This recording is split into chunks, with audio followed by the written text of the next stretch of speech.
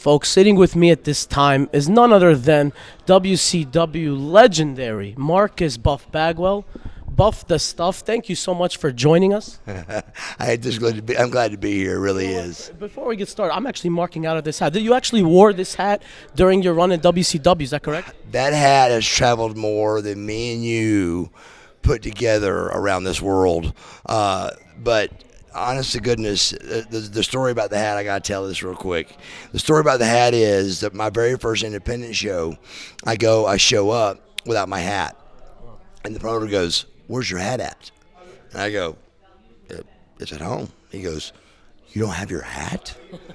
So I found out real quick that the hat, they booked the hat, and I come along with the hat. So the hat's very, very popular. The hat and the goatee, it's a must. It's synonymous with Buff Bagwell. It's an automatic, so the hat's very popular. Now, you credit Missy Hyatt tremendously for helping you breaking into WCW. Who else were mentors to you in WCW when you came in? Oh, a huge mentor to me was Sting. He took me on instantly right away, and he was the first real big name to really take me in to the point where all the guys were like, "Why are you hanging with Bagwell? I mean, come on, what's up? He's like, "Man, Bagwell's cool. He's nice. He's friendly." But I just was taught by Missy, and I went in the locker room and I sat in the corner and just shut my mouth and did what I was supposed to, because I was taught by one of the best, which is Missy Hyatt, on, they're going to come at you. You're young, you're a threat, and all that. And I didn't know any of these things. She says, you walk in and keep your mouth shut, and I did. Well, they didn't know in the corner was actually one of the nicest, funnest, coolest, baddest guys around, but I had to act like I was this little 19, 20-year-old kid that, came from Sprayberry High School in Marietta, Georgia, because that's how Missy told me to act, and it worked because I wasn't being fake. I just shut my mouth and learned my position. And when you found out when the formation of the NWO in 1996 was taking place, you were one of the earliest members towards the end of that year after Eric Bischoff turned, when you turned on Scotty Riggs. When did you know that was going to happen? Did you think that this was going to be another skyrocket towards Buff Bagwell's career? There was, at that time, the only skyrocket was I was really taking over the tag team world. I had I question people a lot to prove me wrong on this, so I'm not saying I'm totally right on this. I think I'm right, but I think I'm the only 6-time team tag champion with 5 different partners ever. Do I want credit for that? No, could care less. But is it a fact, and should it be big? Yes, it should, because Scorpio don't wrestle like Luger. Luger don't wrestle like Scotty Riggs. Scotty Riggs don't wrestle like Scott Steiner. Or Scott Norton. So these guys are all different. I had to adapt to those guys. But I didn't realize that I was learning so much during that, because I was having to change characters to adapt. So it made me become a great singles wrestler at the time. But I love tag team wrestling. And who was your favorite tag team partner? You just mentioned all of them. Who was the one that stood out? That's a toughie, man. I love them all. I won a belt with every one of them, and I won 2 with Riggs. I think we won it twice. But me and Scorpio were tag team of the year. That got me going. So it's really hard. I got great feelings with all of them. I personally thought they were going to do something with Vicious and Delicious. I was actually a big mark for Vicious and Delicious. Yeah, let me tell you what happened with that. What happened with Vicious, the only thing that stopped Vicious and Delicious from continuing on forever, I broke my neck. And that's when I broke my neck. In 1998, Vicious and Delicious were, matter of fact, that's who I was tagging with that night. It was me and Scott Norton against Lex Luger and Rick Steiner. And that night I broke my neck. And for some reason, by the time all the timings and Japans and everything else happened, by the time I got back in 10 months, for whatever reason, I was Scott Steiner's manager. And then that took off another direction. But Vicious and Delicious would have continued on, I think, forever, because it was such a good name. It was a good look. It worked. You had the big guy. You had the little guy, and it just worked. I wanted to touch on that because that was a big turning point for you was that Thursday Thunder when you broke your neck, and Rick Steiner jumps off the top rope to give you that bulldog, but he he always mistimed it. He didn't hook you good enough. Right. He actually missed. Come to find out later on, not on purpose because we're all trying to make money, his shoulder was hurt and he didn't want to tell the company. He actually needed surgery on his shoulder, but he didn't tell the company. And we were good friends, and so he comes off the thing, and because his shoulder was hurt, he misses me. I've taken that move 1,000 times, but when you don't see it coming, you got to judge it, and you got to be on. And keep it in mind, live cameras are rolling. So he comes off and misses me, and I'm like, oh my gosh. So I instantly try to cover it, as best I can. And when I go to catch up with him and try to cover it, he hits the mat and comes back into me, and my neck goes back the other way, and just like that. And I didn't go, oh, I'm hurt, or, oh, wow, what is that? I went, I'm paralyzed. That's the feeling it was instantly. And that real life situation, I want to get your take on it, but I feel like WCW missed the boat on it, because when you came back in Atlanta, Georgia, at the Georgia Dome with your mother rolling you out in the wheelchair, it was so heartwarming, and it was like you get the crowd response. Why did they botch your return? It makes my stomach hurt so bad. I'll never forget. I remember like it was yesterday. We did a thing with Goldberg on a Thunder where I managed Scotty, and I could just tell by how good it worked that they were going to ask me to get back in the ring quicker than I needed to. So the next week was in Chapel Hill, North Carolina, at the Dean Dome, and just because I know this business, I brought my stuff. And I've been getting back in the ring and getting back used to wrestling again. So I was almost ready to come back anyway, but I wasn't doctor released or anything. And so we get there, and Rick Steiner is beating me again with the bulldog. And I go, wait a second. I've been out 10 months with a broke neck. We've got at least a year or 2 year long angle here we can use. And you guys are going to blow the whole thing in one night, and it's over. We can't get it back. It's done over I literally broke my neck in the ring for real, and we could play off the Triple H tore his quad, and they made it a 6-month angle. That's a good point. And I break my neck, almost die, and we have one match. C3 and C4. 3, 4, and 6, 7 is where I ended up getting fused. And so when I saw I was losing the battle of they wasn't going, I could just see in their eyes something else was up. And finally I said, well, can we at least B-roll the injury match to make sense while we're doing this tonight? This is my first match back for 10 months. And I was shredded in shape. I was ready, and they didn't. They said no. They just said that they said they couldn't find the B-roll. And I go, guys, this is Turner Broadcasting. Y'all can get the B-roll. It's 3:00. Do you think it was something behind the scenes where people were trying to hold you down, or you think it was just incompetence where they just didn't know what they were doing? No, I think it's something they're holding me down, because there's no reason you would not take somebody really breaking their neck in the ring and making it a long-term angle. And they just didn't. They just kind of did it, and the match was over, and he beat me again. Who loses after 10 months being gone? Nobody, but I did. And with a move that paralyzed me, I said, I can't take that move again. I'm scared to take that move after 10 months. I said, give me a couple years maybe. So if you ever watch that match back, I take the bulldog facing him. I'll walk into the bulldog and take it, which I don't think nobody's ever done that before. But I just felt uncomfortable with taking it, backwards again when I just came back from a broke neck with that same move. So it was a little bit scary, a little nervous.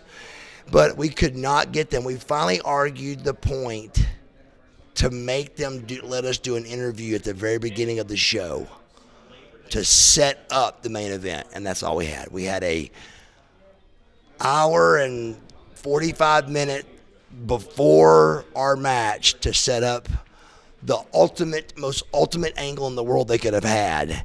And then of all things, they brought me back a bad guy.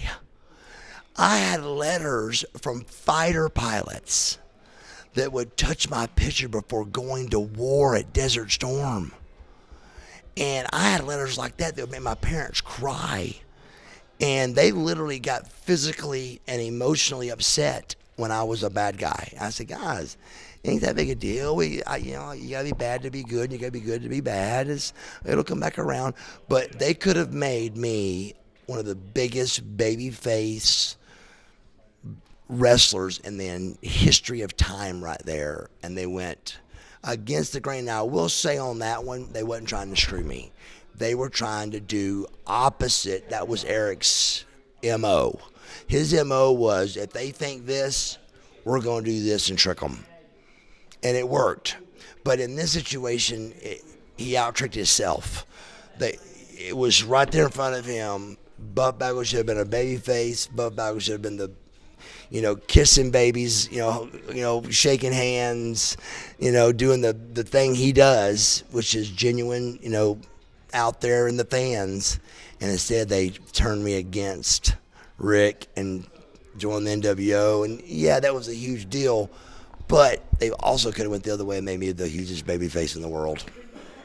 So it was a little bit of a planned screw job. A little bit, it had to be. You just don't mess up somebody breaking their neck in the ring. How many broken necks you seen in the ring? Not many. So why not make that a little bit of a longer of a story? So they blew it there. Was there a lot of heat between you and Scott Steiner? Me and Scott to this day are super tight. Me and Scott Steiner were always super tight. We had a short middle piece there that we fell apart for a little bit. Why does Scott Steiner hate Hulk Hogan? I don't know that answer. I really don't. That's the truth. And he don't like Ric Flair either. And I don't know that answer either. I know that there's major heat there. He's told me some stories about things that's happened. But I don't know that answer why.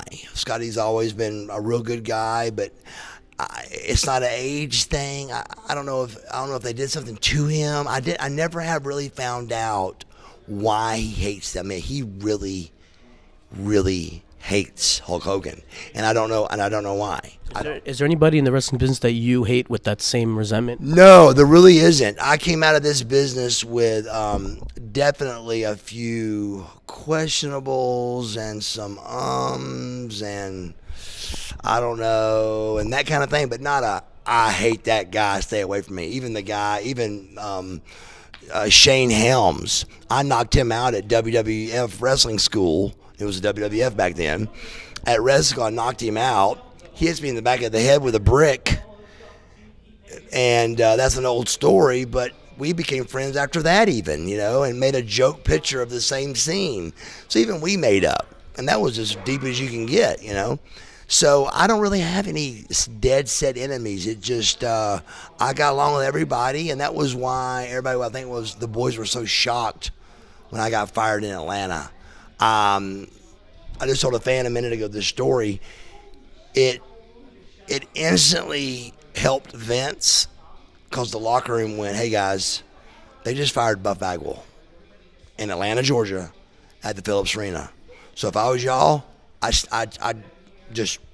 That was the following week. Why didn't they wait for that match with you and Booker T? I think it was somewhere out on the West Coast. If they had waited a week... Washington. Washington. I'll never forget it. If they had waited a week later, there would have been a hot crowd. All I can tell you is a week earlier in Tacoma, me and Booker have our mouths covered like this, and we're going, why are we wrestling tonight? Why are we not waiting until next week? Why are we main event?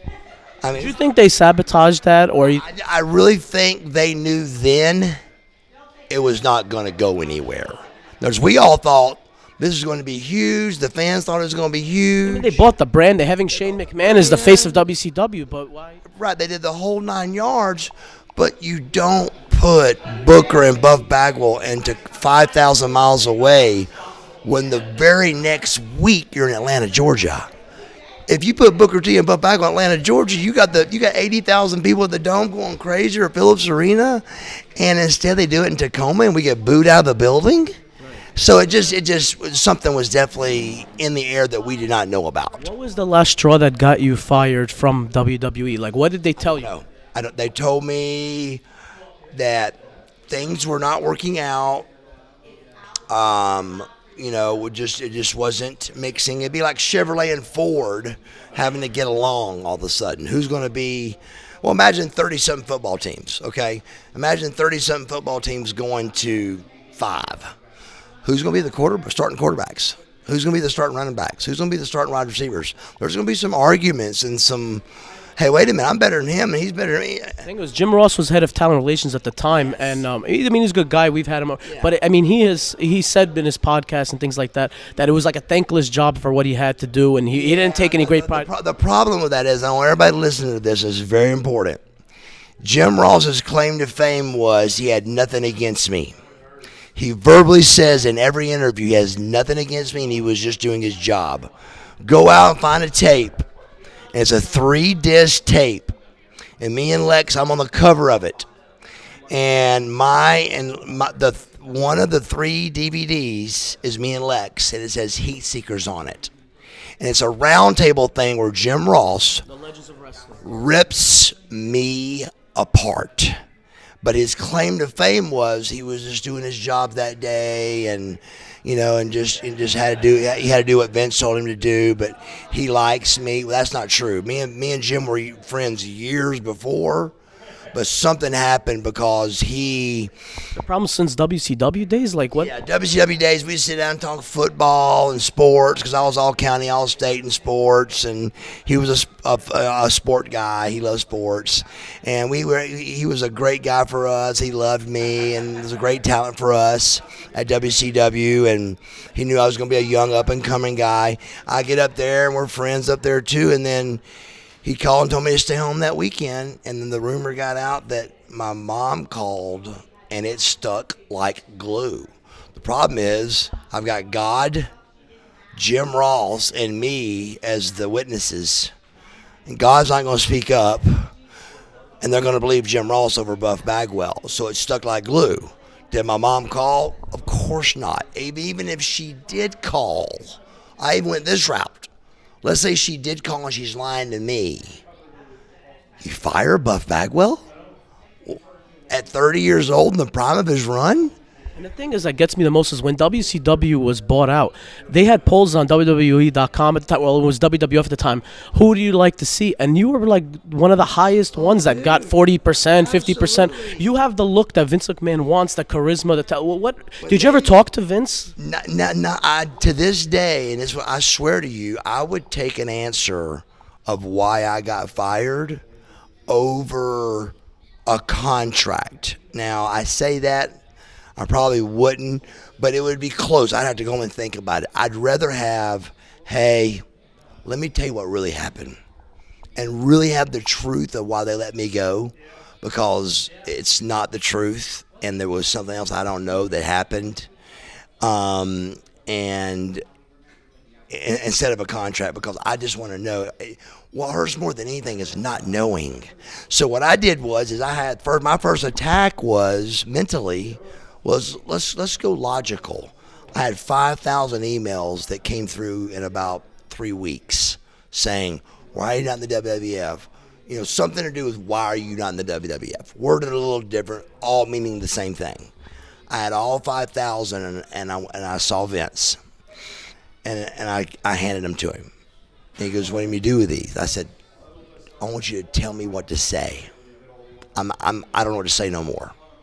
I said, do I say something bad about y'all? Do I say y'all are never going to hire me? Do I say I'll be back one day? I don't want to lie to the fans. Tell me what to say.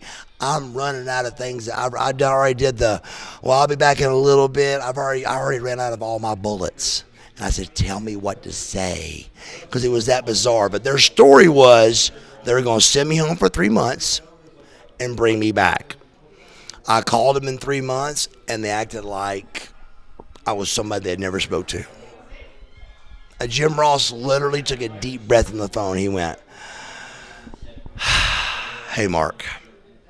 So I went from Buff to Mark with a deep breath, and I said, Jim, I instantly go, Jim, I'm just calling you back because you guys told me to call you in 3 months.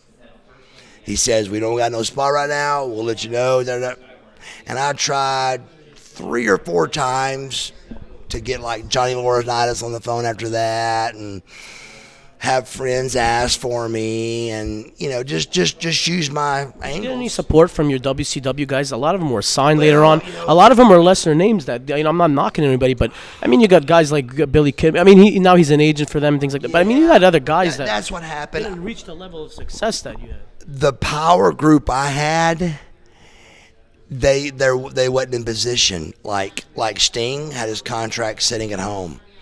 Why is he gonna rock the boat? So there's my buddy that can't really say nothing or he's gonna get heat. My contract. The only reason you saw Buff Bagwell and DDP and Booker T so fast is because our contracts were up. We had to make a move. The people you didn't see, like Lex Luger, Kevin Nash, Sting, and those guys, and Goldberg and those kind of guys, is because their contracts wasn't up. So when Vince bought WCW, he bought their contracts like he bought mine. But my contract just happened to be up in a month. So I came up with what I thought was a great idea and said, you know what? I'm gonna give him, instead of sitting home a month and getting paid, I'm gonna give him the, $40,000, $50,000, $60,000, whatever it is, that month's paycheck. I'm gonna give it to Vince and say, look, I'm on the team. I'm ready to come in right now. And my agent goes, that's brilliant. That's a great, how'd you think of that? And I said, dude, I want to make this work. I said, 60 grand ain't nothing to a Buff Bagwell at 30 years old. I'm going to make $6 million, maybe even more at the time of my brain. So we hit that with Vince, and I was fired in 2 weeks. And I went, oh my God, can I get my $60,000 back? So, we try to do the only thing you can do, and it was a tough, something was going on. I can tell you this, very simple. Something was going on that I didn't know. And WCW, there was something going on behind our backs that there really was never a big plan for a WCW, WWF invasion. I mean, they've had ECW One Night Stand. Why haven't they brought back like a revival, like a one night only of WCW? Give it a chance. If it don't work, just don't do it next week, right? Bring back. Scott Norris still looks great. Steiner still looks great. You got me still in shape. You got Hogan's always in shape. Bring back some of these guys. Let the egos put to the side and let Sting come down from the rafters again. I think it would draw ratings. Would you ever be open to go to WWE if they were to call you and say, we would like you to come? Absolutely. Absolutely. The problem is, I'm a 48-year-old man now. You're still in hell of great shape. And I really am. I really am in good shape, and I've held on good, but still, bro, I'm 48. So this is not something. This is something that needs to be done. And the ladies still love you, I appreciate it. You want to talk about in your Gigolo days, like what? Gigolo. Yeah. How did you get involved with that? The Gigolo thing happened when I had a bad car wreck. I had a bad car wreck in 2012, really bad. Career-ending bad. Had a seizure. I had a withdrawal seizure from coming off all the medications from neck and everything. I finally said I'm gonna come clean with everything and just get my system back right and become. So I don't. You were driving alone in the car when that happened. Driving alone, but which was okay. They said I was fine. I was already detoxed and everything. Everything was good to go. And I remember I saw what they call an aura, and it's this little white light you see that you will never forget if you ever saw one. It had been the second time I'd seen it. But once you see that light, what that light is for epileptic people to either lay on the ground or pull your car over because you're going down. Once you see the light, there's no talking yourself out of the light. You're going down. So I saw the light. I was on the phone with my wife. She goes, pull your car over.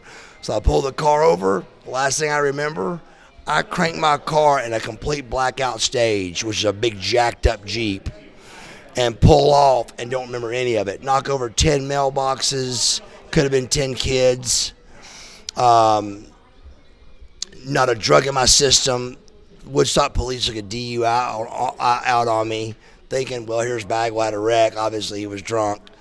No drinking, no drugs, no nothing. Totally clean. Just had a withdrawal seizure, complete accident, and could have killed myself. But back to the story, out of that bad wreck, we're going broke. And my wife, of all people, goes, man, I saw this thing on the TV the other night that you'd be perfect for. It's called Gigolos.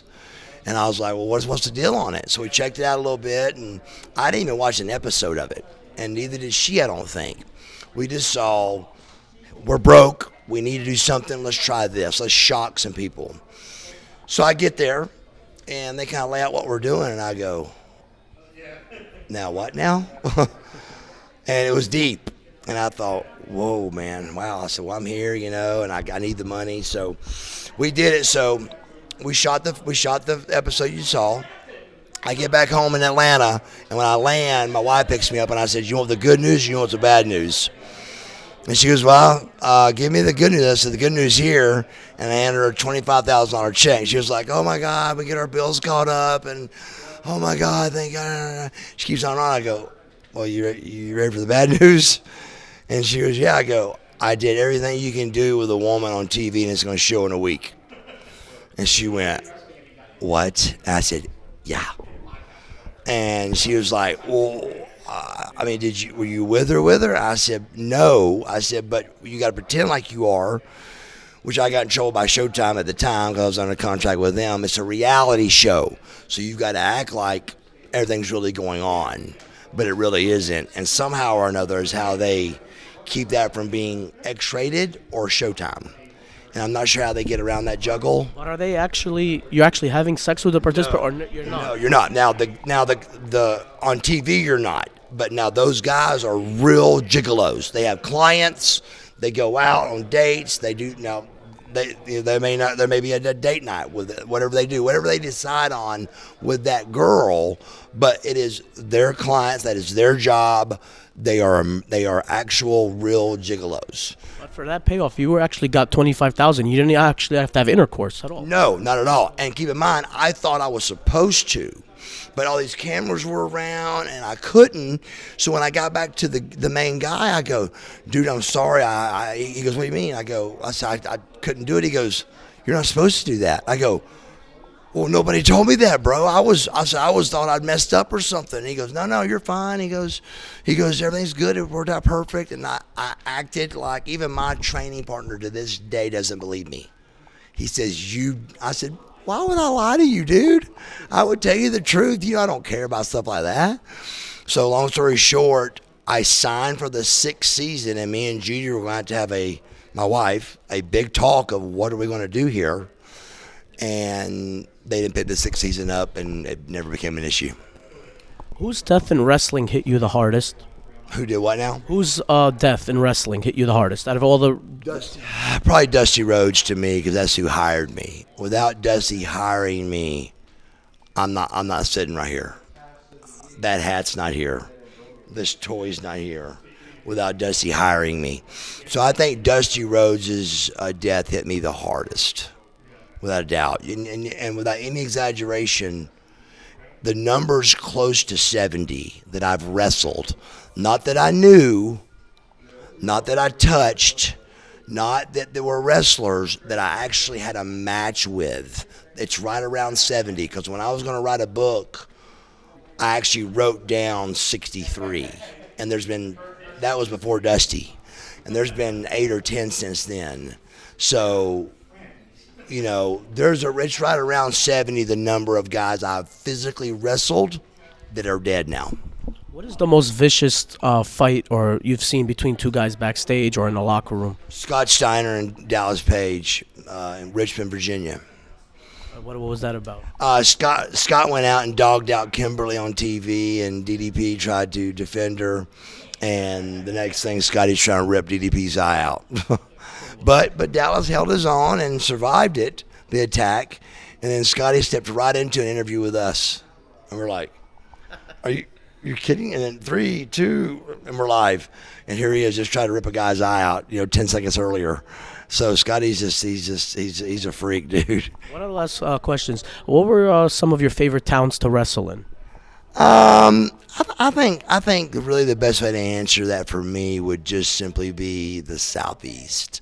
We were originally a Southeast company. We were Ted Turner. We were Country Boys, and we were TBS. And TBS was Southeast. It was Atlanta, the Carolinas, and there's a lot of great towns and cities I wrestled in, even countries, Japan and Zurich and Germany. I've done them all, bro. But as far as just in my stomach and in my gut, the Southeast is pro wrestling. It really is. Do you have any future projects or anything ahead in 2017? I really do. I've got my next transformation is I'm trying to go nothing like The Rock's done, of course, and no, my God, I'm one of his biggest fans. I'm not like a lot of these guys. I like to see guys do well. DDP with the yoga, bravo. I mean, I'm just so proud of him. But same thing with The Rock. I'm just proud of him. He is phenomenal. He is an actor that happened to be a wrestler. And every other time you saw an actor that was a wrestler, it was a wrestler trying to act. The Rock is an actor that happened to wrestle. He's phenomenal. He's a natural. He's great. He's one of the best. But for me, what I want to do is something with some cameos, some commercials. Just at least put my 8x10 on a desk somewhere on some talent agent, so I'm at least out there and they know they can get to me and do something if they need be. And if anybody wanted to book you, where could they reach you? The best way to reach me is at therealbuff.com, therealbuff.com. The best way to reach me is through the social media, and everything is Marcus Buff Bagwell. Instagram's Marcus Buff Bagwell. Facebook's Marcus Buff Bagwell, and Twitter is Mark, because the letters is just not enough. The letters are too many, but Mark Buff Bagwell. But Marcus Buff Bagwell is really the best way to reach me. Leave us with one road story or your favorite rib or road story of all time. One of the best stories ever was we were coming home from Japan, and me and Steve Regal and Scott Norton and Regal, we always had a little system we had where we would take like a sleeping, pill about an hour, 30, 45 minutes before the flight, get a little drowsy, nothing crazy. And then we would get on the plane, have a cocktail, eat our meal, and then you go to sleep. And if you time that out right, it really did work well for overseas flights. It worked perfect. You woke up and felt it was the best you were going to feel, for an overseas flight. And he started a little bit too soon and a little too much maybe. And the stewardess actually wakes me up. And she goes, your buddy, I need your help. So I get back there and he's got food all over him and stuff. And I go, hey, Steve, let me help you out here. I get him cleaned up and everything. No big deal. I sit back down, and it was actually, I was at the window seat, and I was sitting beside Norton in first class on a Northwest plane. And Regal was right behind us. So I said, so then a few minutes later, woke up again. And now he's in the floor. And I was like, oh, God. So I get up again, and Steve, you can't do this. You got to sit in your seat. I get the seatbelt back on him, get him cleaned up again, Well, all of a sudden, I know mentally, even though I'm asleep, we're nowhere near Minneapolis, and that's where we were going. We were going from Tokyo, Japan to Minneapolis nonstop. And the wheels hit the ground. And I'm thinking, I'm trying to wake up thinking, there's no way we're in Minneapolis yet, So I raised the blind trying to wake up, and there's just snow everywhere. And I look back behind me, and Regal looks like a complete tornado hit him. And before I could even get my thoughts together, the police were on the plane telling us to get our stuff and get off. And I said, well, wait a minute, bro. And I didn't get that out. And the guy goes, get your SHIT now and get off this plane right now. So I start grabbing our stuff, and we're trying to wake up and, and grab our stuff and everything and trying to get my senses together. Well, I finally got again, and I see Anchorage. So we're in Anchorage, Alaska. The police was on the side of the door. I saw Anchorage. So it was the Anchorage Police Department. So we're coming down the steps that they just pushed the steps up to the plane on the tarmac. And I'm like, I'm trying to put all this together. Finally, the wind's hitting me. It's freezing. And I wake up a little bit, look back at Regal. And once I see Regal again, I go right to the cop. I go, sir, we got to talk. And I looked at Steve and I said, Steve, I said, you're on your own on this one, buddy. And I looked at him and I said, look, bro, I don't know what he did. Here's what happened. I told him the whole truth. Come to find out, he went to the restroom. And those folding doors, how they fold on those airplanes, she was trying to close the door for him, and he turned and peed on the stewardess. So they emergency landed the plane, and we were guilty by association, is what they called it. And I was like, okay, I guess. But, of course, Bischoff calls me and goes, I know it was you, Bagwell. Tell me what you did. And I go, Eric, I swear, because I knew Eric would be like that, because I'm the party boy. I'm the fun guy. But I said, Eric, this wasn't me. I promised, And but Regal got a bunch of trouble for it. And I think he got deported. I think he had to leave the country for a little time, and it was a big deal. It was a big stink. And but I had to come clean, dude, because it was my job too, And so me and Norton are stuck in Anchorage, Alaska. He was there for like a day before he get a flight out of there. And I finally found a flight out to Minneapolis and got on my motorcycle and drove to Sturgis, 700 miles in 2 days. I know I did it. When I woke up the first morning, I said, there's no way I'm doing this. And all the boys came in and, come on, let's go. And they're helping me put my boots on. And I'm like, okay. And I got on my bike and kind of woke up, and we had a blast. But I landed and went right back to partying again, having fun, and with all the boys. So we had a good time.